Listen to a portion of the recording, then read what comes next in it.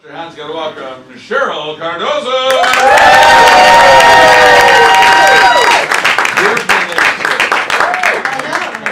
Hello, my plain girlfriend. Hi everyone. Hi. Sheryl, how's everyone doing? Good. I'll try to keep it that way. I'm doing okay, but I'm actually a little bit nervous. In a couple of weeks, I'm going to a high school reunion. Has anyone been to one of those? Yeah? Yeah, well, for some reason I'm going. And I'm not really sure why. And I know what you're thinking, but no, it's not my 10. It's my 30th. I know, now I know what you're thinking. Damn, she looks just about that age. I don't know why I'm going. It's not to show off. I'm not the richest. I'm not the skinniest. And I'm doing this, so I'm probably not the most stable. I didn't even like high school. I didn't. I'm just going because some of my friends are making me. It's peer pressure. Nothing's changed.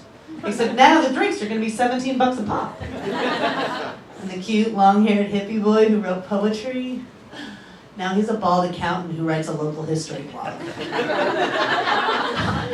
And instead of a 6-foot bong, he's probably going to have a vape pen, which I will definitely still smoke.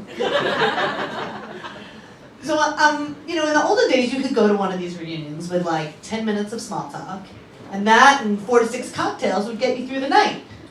But now, everyone's connected on social media, so I'm Facebook friends with you, and I follow you on Instagram, and ooh, you're super successful, so I'm gonna link in with you in case I ever need a favor.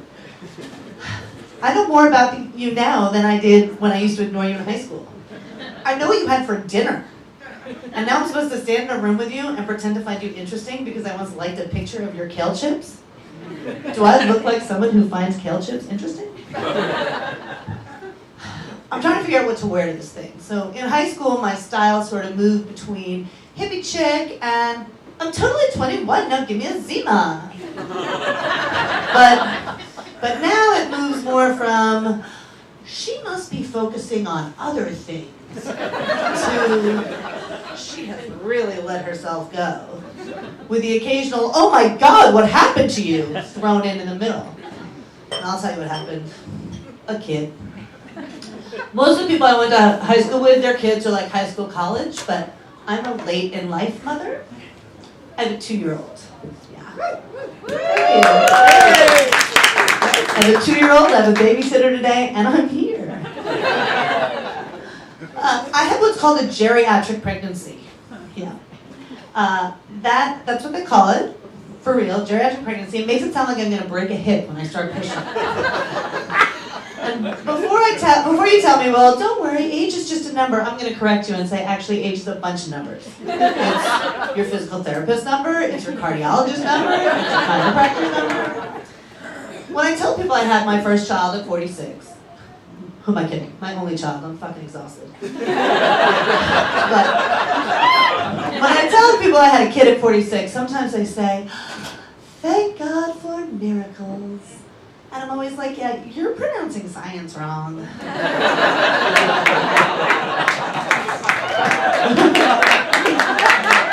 Thank you. I did not just wake up at 46 and decide to have a child in middle age, because who would do that?